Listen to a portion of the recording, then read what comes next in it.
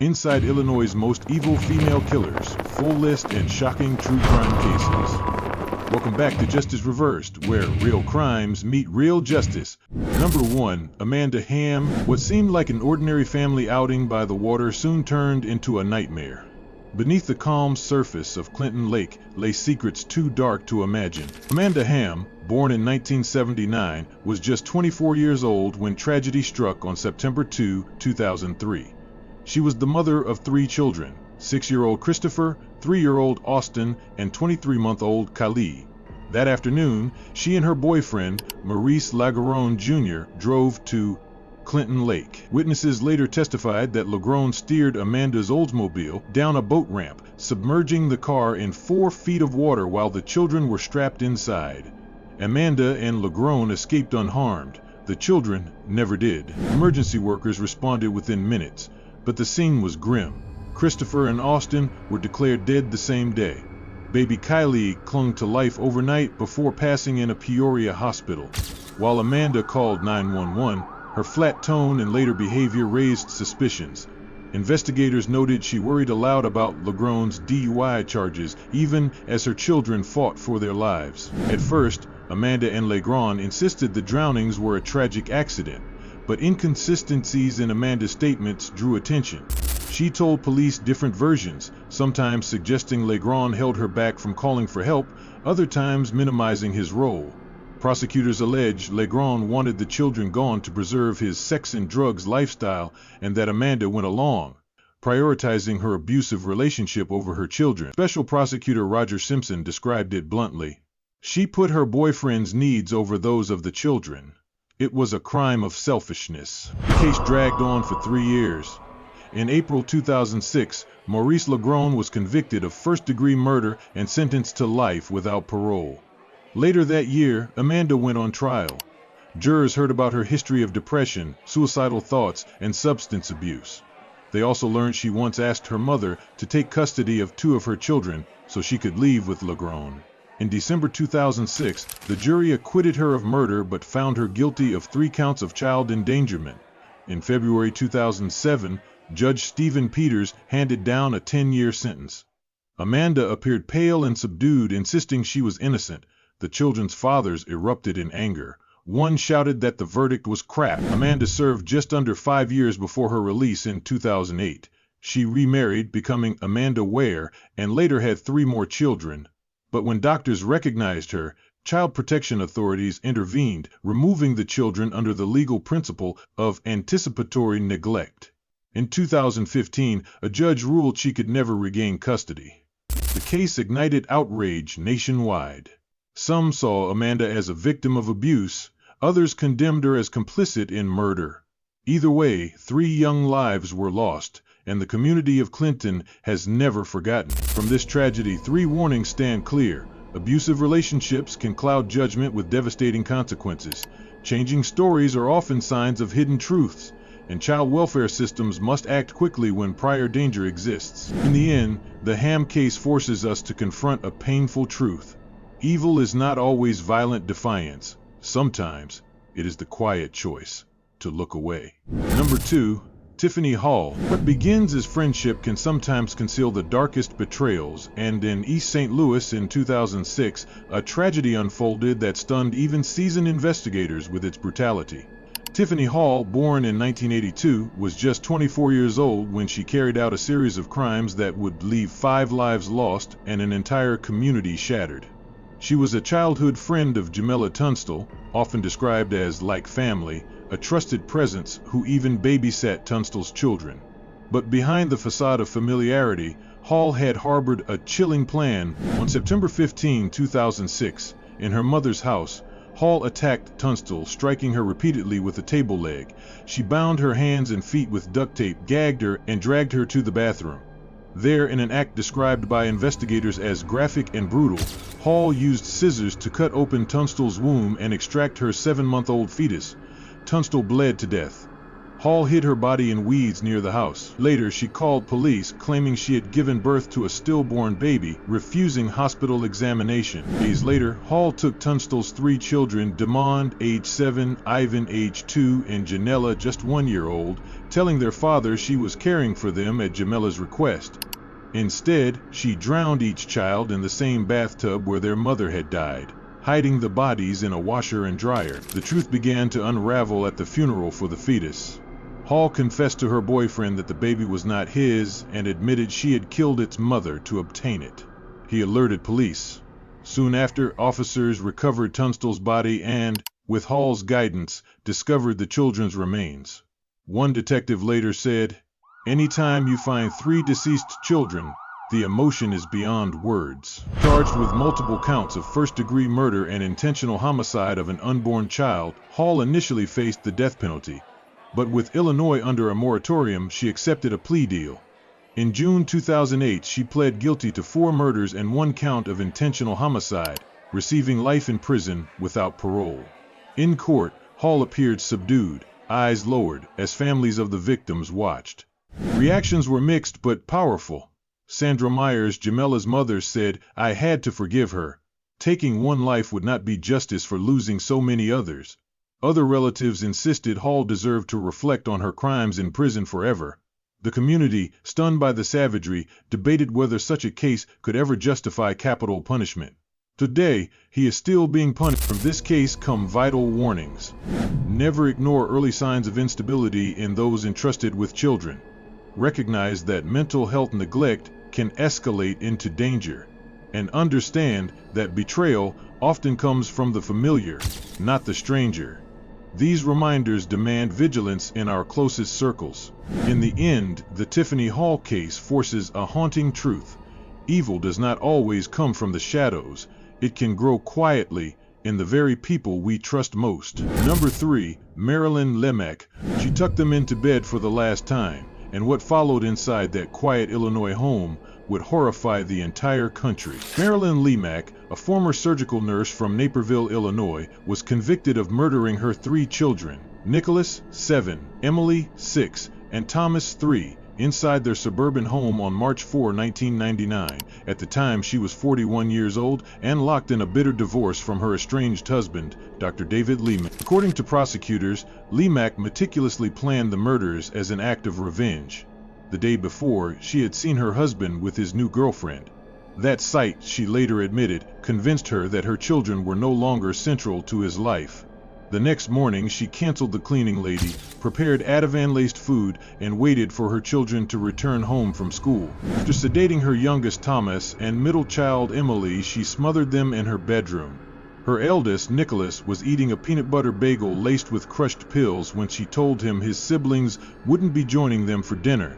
Minutes later, she smothered him, too. Marilyn then attempted suicide by overdosing on pills and slashing her wrists.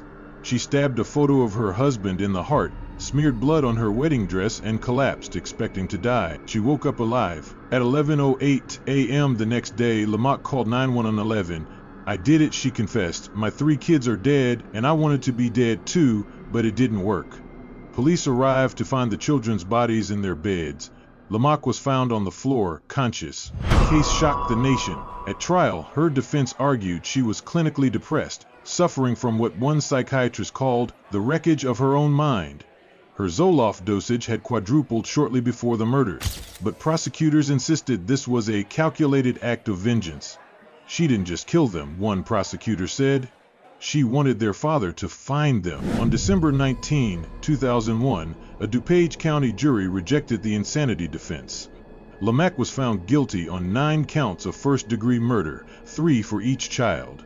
On May 30, 2002, she was sentenced to life in prison without parole. During sentencing, Dr. David Lemak delivered a heart-wrenching statement. He called his children bright, beautiful souls and said, "My family believes that life in prison is the only sentence that ensures she can never harm any of us again." Now incarcerated at Logan Correctional Center, Lemak has recently sought clemency, claiming her mental state was distorted by medication. The state's attorney strongly opposed the petition, stating bluntly, "Zoloft didn't make her kill her children." This case leaves chilling lessons behind. Never ignore the signs of clinical depression, always monitor the psychological impact of medication changes, and never underestimate the emotional volatility of high-conflict divorces. Marilyn Lemak once believed ending her children's lives was a form of mercy. Instead, it became one of the most haunting filicides in Illinois history, a sobering reminder. Untreated despair can turn even a mother's love into a tragedy. Number 4. Nicole M. Abusharif. It began with what looked like a perfect love story. Two women, rings on their fingers and a home they shared. But behind closed doors, obsession, deception, and greed would unravel everything. Nicole M. Abusharif was 26 years old when prosecutors say she killed her life partner, Becky Klein, on March 15, 2007, in Villa Park, Illinois. To outsiders, their 7-year relationship looked unshakable, but inside, Abusharif was secretly pursuing another romance with a 19-year-old woman she met on MySpace, while also holding insurance policies worth nearly $400,000, 0 cents, in her partner's name. That evening, investigators believe Abusharif bound and gagged Klein, blindfolded her, and pulled a plastic bag over her head, securing it with duct tape until she suffocated. She then hid Klein's body in the trunk of her 1966 Mustang, parked in their garage. Hours later, she was seen bowling with her new lover, Rose Sodaro, and later took Sodaro back to the same house where Klein's body remained. Sodaro thought Klein was only a roommate. The next day, Abusharif filed a missing persons report after Klein failed to show up for work. By March 17, police discovered Klein's corpse inside the car. Abusharif was arrested days later and charged with first-degree murder and concealment of a homicide. At trial in 2009, prosecutors described the crime as driven by lust and money. Rosa Sodaro testified as the state's star witness, recounting how Abusharif told her she was single, and later watched in disbelief as the truth unfolded. A co-worker, Robert Edwards, was separately convicted of obstruction of justice for lying to police about his connection to Abusharif the night of the murder. The evidence was overwhelming. Abusharif's fingerprints and DNA were found on the duct tape, the plastic bag, and the bandana used in the killing. Jurors deliberated for more than 11 hours before convicting her of first-degree murder on May 5, 2009. On July 28, Judge John Kinsella sentenced her to 50 years in prison, noting her pattern of lies and lack of remorse. When the verdict was read, Abusharif sat expressionless, eyes fixed forward, while Klein's family wept quietly. Her sister described Becky as the most generous and giving person imaginable, and said the trial gave them only the closest thing to closure they will ever have. Appeals followed. In 2011, Illinois appellate courts affirmed the conviction. In 2017, Abusharif filed a petition claiming she had been a victim of domestic violence, arguing for a new sentencing hearing.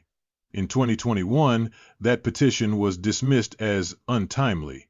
Today, she remains incarcerated at Logan Correctional Center.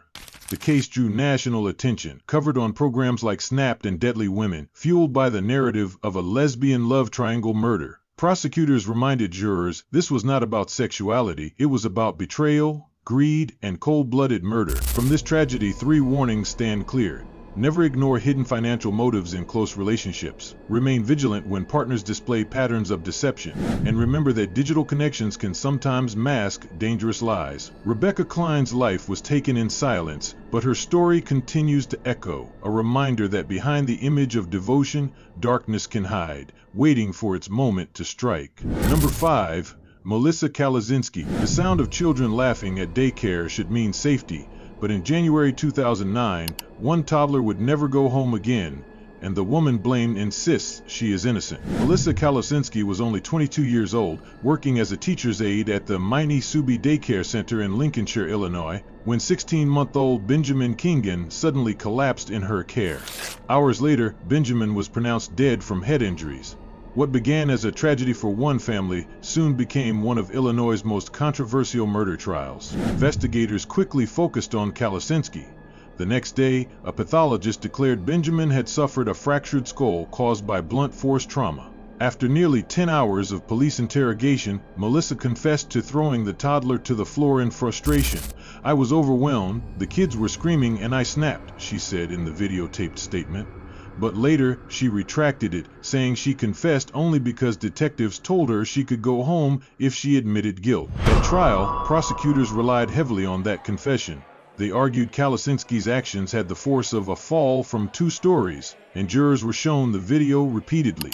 In November 2011, a Lake County jury convicted her of first-degree murder and aggravated battery to a child. Judge Daniel Shaines sentenced her to 31 years, declaring the crime a civilized society's nightmare. Melissa sat silent as the verdict was read, her face pale, her eyes fixed on the floor, while Benjamin's family wept in the courtroom. His parents described him as a bright little boy with so much life ahead, and they have continued to oppose any attempt at her release. But questions about the case never went away. In 2013, the very pathologist who performed the autopsy admitted he had missed signs of an old head injury. In 2015, Lake County coroner Dr. Thomas Rudd announced X-rays revealed no skull fracture at all and reclassified the cause of death as undetermined. More recently, digital forensic experts concluded the X-rays given to the defense had been manipulated, darkened on a state computer. Defense attorney Kathleen Zellner, known from Making a Murderer, now leads Calusinski's fight for clemency. In July 2024, a clemency hearing was held in Springfield. The Illinois Prisoner Review Board is reviewing her petition, with Governor J.B. Pritzker held the final decision. Benjamin's parents attended, telling the panel, "She took his life, and our other children now fear even their teachers. Justice must stand." From this case, painful lessons emerge. Interrogations without safeguards can produce false confessions. Forensic evidence must always be transparent and independently reviewed. And in child care, vigilance is critical. Entrusting life to another requires oversight and accountability. Recorded, Melissa Calusinski remains imprisoned at Logan Correctional Center, serving 16 of her 31-year sentence. Whether she is guilty or wrongly convicted, her case continues to divide Illinois. The death of Benjamin Kingan reminds us, in justice, certainty matters, because when truth is clouded, both innocence and guilt risk being buried forever. Number 6. LaTosha Cunningham. She was known at the local bingo hall by the nickname Net. But on a May night in Illinois, her name would forever be tied to a crime described as beyond savagery. LaTosha Cunningham was 37 years old when she joined 2 younger accomplices, Daquan and DeMarcus Barnes, in targeting 85-year-old Yoko Cullen. Cullen had just left the Belleville Bingo Hall with $60.00 in winnings. She lived less than a mile away from Cunningham, but she would never return home. Prosecutors said the group waited in the parking lot, believing Cullen carried more money than she did. When they confronted her, Cunningham took charge. They forced the elderly woman into her own car and drove her to a remote dumping spot in East St. Louis. What began as a robbery escalated into something far darker. Cullen was shoved into the trunk, beaten with tire irons, and, as investigators later revealed, set on fire while she was still alive. Forensic evidence showed soot in her trachea, proving she was breathing when the flames consumed her. Police described the killing as inhuman. In the days after the murder, surveillance cameras captured Cunningham and DeMarcus attempting to use Cullen's credit card. Calls made from their own phones linked them directly to the stolen account. On May 20, Cullen's charred body was discovered inside the trunk of her burned car. By May 21, Cunningham and her accomplices were under arrest. The case drew swift condemnation. A coroner's jury confirmed Cullen was alive during the burning, a fact that sent shockwaves through the community. Prosecutors argued Cunningham pushed for the killing after realizing Cullen had seen her license plate. In October 2013, Circuit Judge Robert Haida presided over a stipulated bench trial and found Cunningham guilty of first-degree murder under the felony murder rule. On December 11, 2013, she was sentenced to 60 years in prison without the possibility of parole. The judge noted her role as ringleader and her criminal past, which included a 1993 conviction for shooting a 61-year-old woman during a robbery. Cunningham stood silent as the sentence was read, her expression fixed but eyes betraying resignation. Her co-defendant, Daquan Barnes, received the same 60-year term. DeMarcus Barnes, declared mentally unfit, was committed to a psychiatric institution. Cunningham has since claimed she was railroaded by Illinois' felony murder law, writing, "I never killed anyone, so no, I didn't get a fair shake." Cullen's family, devastated by the brutality, chose not to speak publicly during the trial, but their grief was evident. Community members called the crime monstrous and struggled to comprehend why an elderly woman leaving a bingo hall became the target of such cruelty. From this case, stark lessons remain. Never underestimate how quickly a robbery can turn into lethal violence. Always safeguard elderly loved ones in public spaces, and recognize how minor winnings can attract dangerous attention. LaTosha Cunningham will spend the rest of her life behind bars, and the story of Yoko Cullen endures as a reminder that greed, when paired with cruelty, can turn even ordinary nights into tragedies that haunt a nation. Number 7. Regina v. Margaret DeFrancisco. They were just teenagers, but what they did was described as a professional execution, a troubled romance, a $1,000 lie, and a betrayal ended with murder and fire. Regina DeFrancisco, 17, and her younger sister Margaret, 16, lived in Chicago's Little Village neighborhood. On June 6, 2000, they lured Regina's boyfriend, 22-year-old truck driver Oscar Velasquez, into the basement of their home. Weeks earlier, they had convinced him to give them $1,000, 0 cents, pretending it was for Regina's bail. In reality, the money went to another boyfriend. When Oscar demanded repayment, prosecutors said the sisters planned his death. That night, Margaret borrowed a gun through a friend. At 7:06 p.m., Regina called Oscar, promising to return the money. When he arrived, she led him downstairs. Margaret followed, hiding the weapon. As Oscar stood facing Regina, Margaret raised the gun and shot him in the back of the head. He died instantly. The sisters and their friend wrapped Oscar's body in sheets, stole his wallet with more than $600, 0 cents, along with his phone, keys, chain, and gun. They drove his Camaro to a vacant lot, poured nail polish remover over his corpse, and set it ablaze. An anonymous caller reported the fire. 2 days later, Oscar's mother identified his incinerated remains. Detectives searched the DeFrancisco home and found blood and a spent casing in the basement. Witness Veronica Garcia, threatened with charges, revealed details of the killing. The sisters fled Chicago, sparking a nationwide manhunt. In 2001, Unsolved Mysteries aired their case, followed by America's Most Wanted in 2002. Tips led to arrests.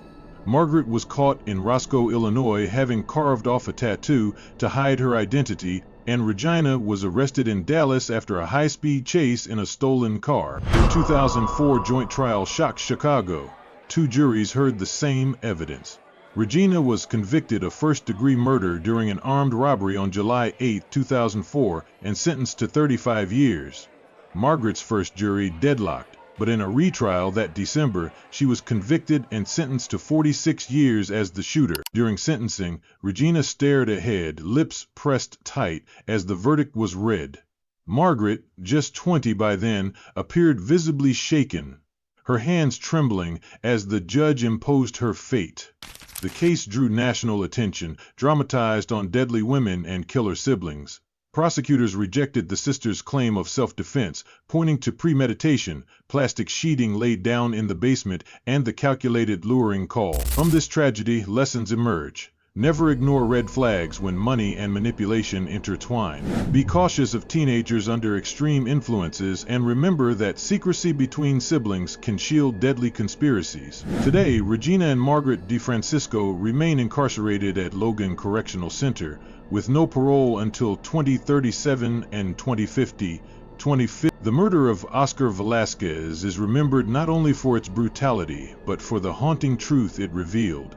Age is no barrier to cruelty, and betrayal can turn family bonds into instruments of death. Number 8. Dorothy Spourdalakis. A mother's love, twisted by desperation, led to a chilling act in Illinois, exposing a system's failure to save a family drowning in the chaos of severe autism.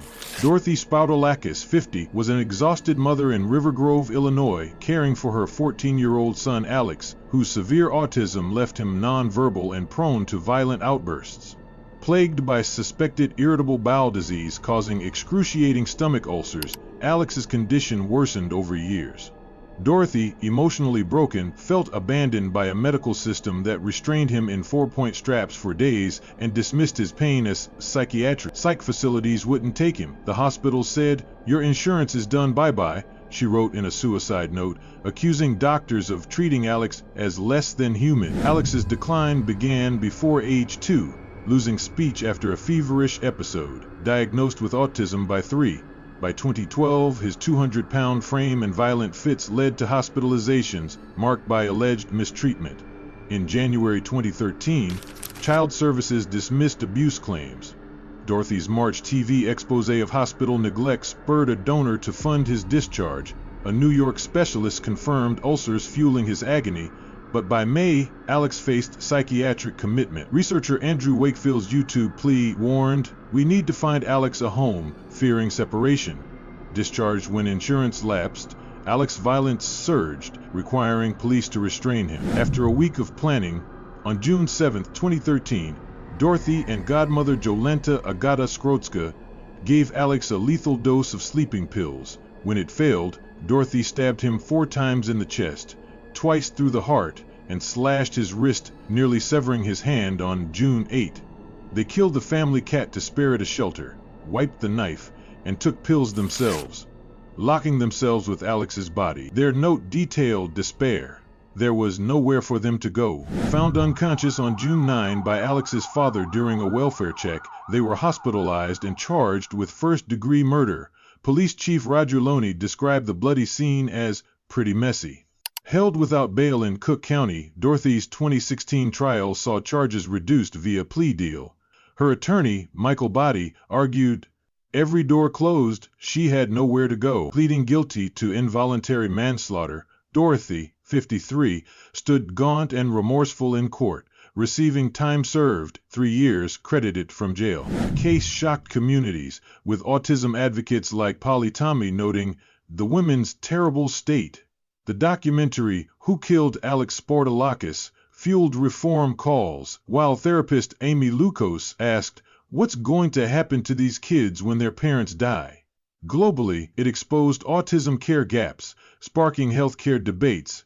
This shocking Illinois autism murder reveals stark warnings: seek respite care to prevent caregiver collapse, demand thorough medical assessments for hidden physical causes of behavioral issues, build robust support systems to end isolation. Alex's tragic death, a grim echo of systemic neglect, urges us to act swiftly, ensuring no family faces such darkness alone. Number 9. Laurie Dann. It began with poisoned snacks and ended with gunfire in a quiet Illinois suburb.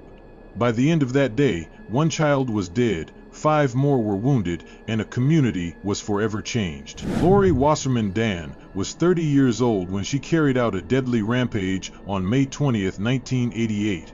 Born in Chicago and later taking the name Dan after her marriage, she had a long history of obsessive-compulsive disorder, psychiatric treatment, and increasingly erratic behavior. Her marriage collapsed, her relationships deteriorated, and her delusions deepened. By the time of the attack, neighbors, doctors, and police all knew of her instability, yet no intervention stopped her descent. Her plan began that morning when she delivered arsenic-laced rice cereal treats and juice boxes to homes and fraternities linked to former acquaintances. Though several became ill, none died due to diluted poison. Hours later, she attempted arson at the home of former babysitting clients, trapping a mother and 2 children in a burning basement. They escaped through a small window. By 10:30 a.m., Dan drove to Hubbard Woods Elementary School in Winnetka carrying 3 loaded handguns. She lured 6-year-old Robert Trossman into a bathroom and shot him in the stomach. Entering a second-grade classroom, she ordered students to a corner. When the teacher tried to disarm her, Dan opened fire. 8-year-old Nicholas Corwin was killed instantly. 5 other children, ages 6 to 8, were struck and gravely wounded. Dan fled, abandoning her car after crashing it, and forced her way into the home of the Andrews family. She held them hostage for 6 hours, at one point telling them she had been raped and had shot her attacker. When 20-year-old Philip Andrew tried to wrestle her weapon away, she shot him in the chest. He staggered outside and survived. As police closed in, Laurie Dann retreated to a bedroom and ended her own life with a gunshot to the mouth. The community response was one of shock and anguish. Nicholas Corwin's funeral drew 1,500 mourners, and a park in Winnetka now bears his name.